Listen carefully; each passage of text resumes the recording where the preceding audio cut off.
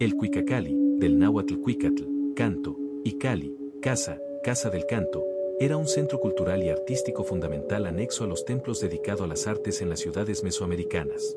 En estas casas de canto, jóvenes de distintos estratos sociales aprendían música, poesía, canto y danza para los rituales y ceremonias religiosas, disciplinas consideradas formas muy elevadas de culto y transmisión del conocimiento. A través de los cantos divinos, teocuicatl, se transmitían la historia, la cosmogonía y los valores religiosos. La música y la danza no eran meramente entretenimiento, eran consideradas formas elevadas de culto a las deidades. Maestros especializados enseñaban a tañer instrumentos musicales, como el huehuetl y el teponaztli, y a mantener el ritmo y la entonación. A diferencia de escuelas enfocadas en la nobleza, calmecac, o en el entrenamiento militar exclusivo de varones, telpochcali, el Cuicacali era un espacio mixto. Acudían jóvenes de ambos sexos de forma diaria, a partir de los 12 años aproximadamente.